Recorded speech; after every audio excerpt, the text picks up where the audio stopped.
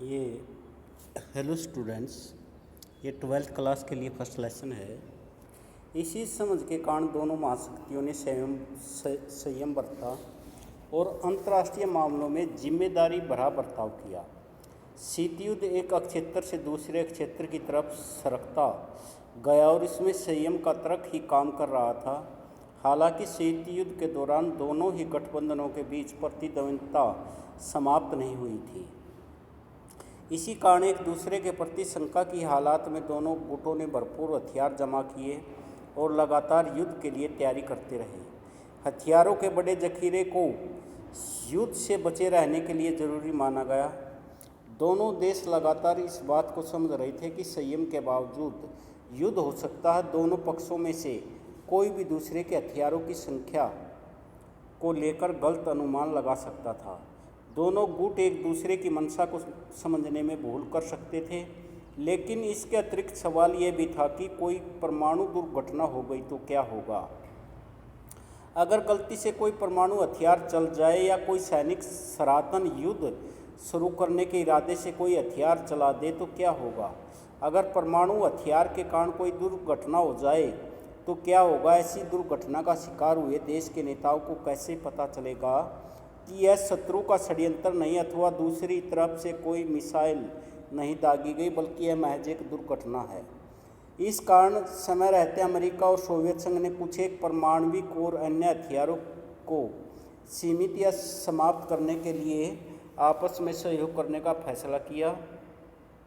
दोनों महाशक्तियों ने फैसला किया कि अस्त्र नियंत्रण द्वारा हथियारों की होड़ पर लगाम कसी जा सकती है और उसमें स्थायी संतुलन लाया जा सकता है। ऐसे प्रयास की शुरुआत सन 1960 के दशक में उत्तरार्ध में हुई। एक दशक के भीतर दोनों देशों ने 3 अहम समझौतों पर दस्तखत किए।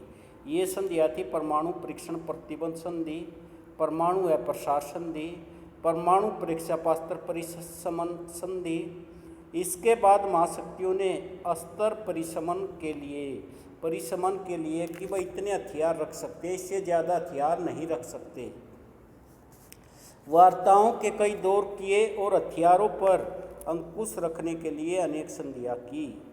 दो ध्रुवीयता को चुनौती, गुट निरपेक्षता। हम देख चुके हैं कि किस तरह शीत युद्ध की वजह से विश्व 2 प्रतिद्वंदी गुटों में बटा रहा था।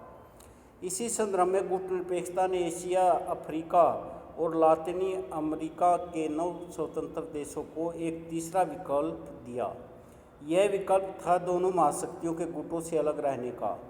गुट निरपेक्ष आंदोलन की जड़ में यूगोस्लाविया के जोसेफ ब्रांज टिटो, भारत के जवाहरलाल नेहरू और मिस्र के गमाल अब्दुल नासिर की दोस्ती थी।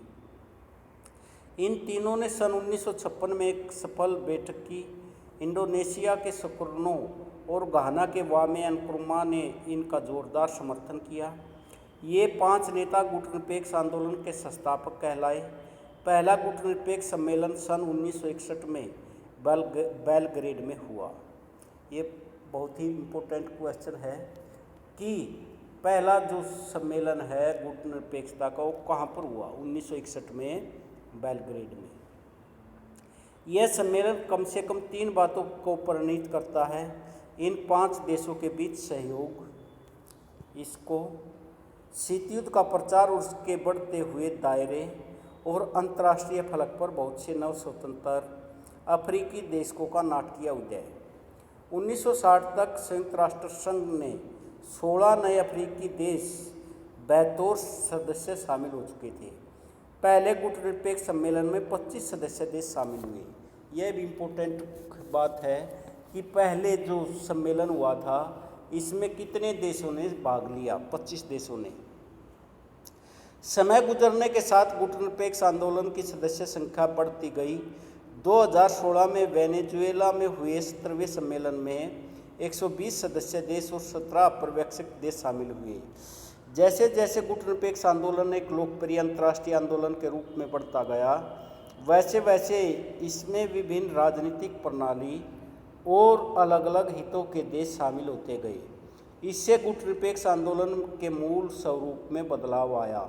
इसी कारण गुट निरपेक्ष आंदोलन की सटीक परिभाषा कर पाना बहुत मुश्किल है। वास्तव में यह आंदोलन क्या है, दरअसल यह आंदोलन क्या नहीं है, यह बताकर इसकी परिभाषा करना ज़्यादा सरल है। यह महाशक्तियों के गुटों में शामिल न होने का आंदोलन है। जो गुट निरपेक्ष आंदोलन है, इसका महाशक्तियों में शामिल न होने का एक आंदोलन है।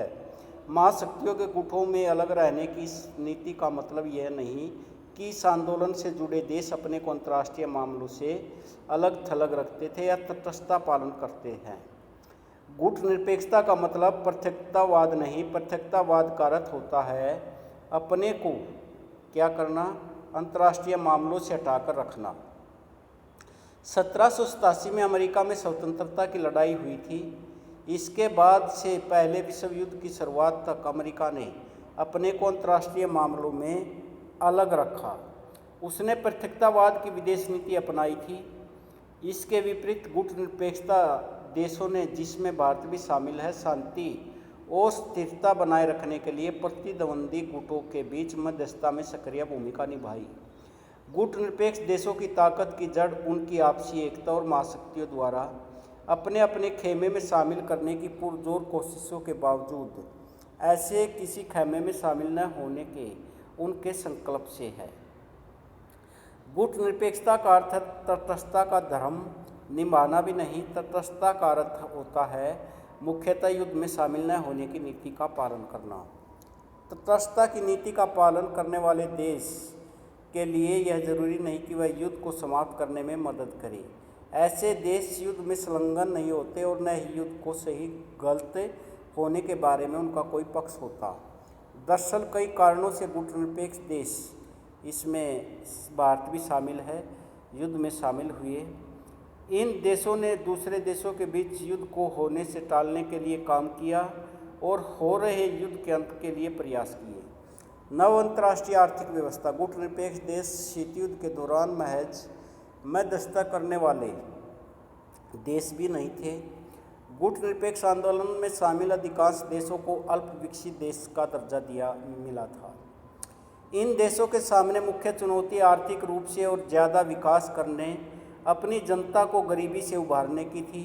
नव स्वतंत्र देशों की आज़ादी के लिहाज से ही आर्थिक विकास महत्वपूर्ण था। बगैर टिकाऊ विकास के कोई देश सही मायने में आज़ाद नहीं रह सकता। उसे धनी देशों पर निर्भर रहना पड़ता, उसमें वह उपनिवेशिक देश भी हो सकता है, जिससे राजनीतिक आज़ादी हासिल हो गई।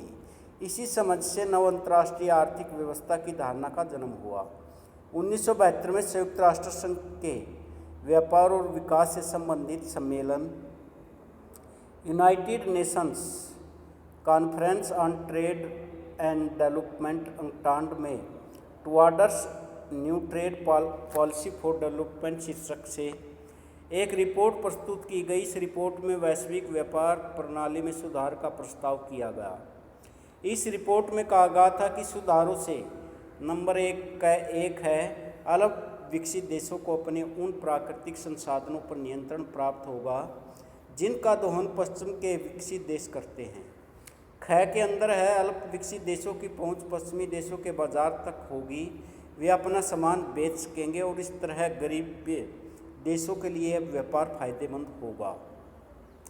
पश्चिमी देशों से यह मंगाई जा रही प्रौद्योगिकी की लागत कम होगी और अल्प विकसित देशों के अंतर्राष्ट्रीय आर्थिक संस्थानों में भूमिका बढ़ेगी। 5 ऐसे देशों के नाम बताए जो एक दूसरे विश्व युद्ध की समाप्ति के बाद उपनिवेशवाद के चुंगल से मुक्त हुए। तो गुट निरपेक्ष आंदोलन के संस्थापक कौन थे? इसमें जोसेफ ब्राज टिटो यूगोस्लाविया से थे। कई बार क्वेश्चन आता है कि ये कौन से देश से थे। तो दूसरे विश्व युद्ध में जर्मनी के खिलाफ लड़ रहे साम्यवादी संघ से दूसरी तरफ बनाए रखी, यूगोस्लाविया में एकता बनाए रखी। जवाहरलाल नेहरू थे भारत के पहले प्रधानमंत्री। 1889 से 1964 तक ये इनका जीवन काल है। एशियाई औपनिवेशीकरण और निःशस्त्रीकरण के प्रयास किए और विश्व शांति के लिए शांतिपूर्ण सहअस्तित्व की वकालत की। गमाल अब्दुल नासिर सन 1970 में मिस्र के शासक अरब राष्ट्रवाद, समाजवाद और साम्राज्यवाद विरोध के लिए प्रतिबद्ध। सवेज नहर का राष्ट्रीयकरण किया गया। इसकी वजह से सन 1956 में अंतर्राष्ट्रीय संघर्ष हुआ। वामे एनक्रुमा घाना के पहले प्रधानमंत्री थे। ये वामे एनक्रुमा आज़ादी की लड़ाई में इन्होंने योगदान दिया था। तो ये सारे गुटनिरपेक्ष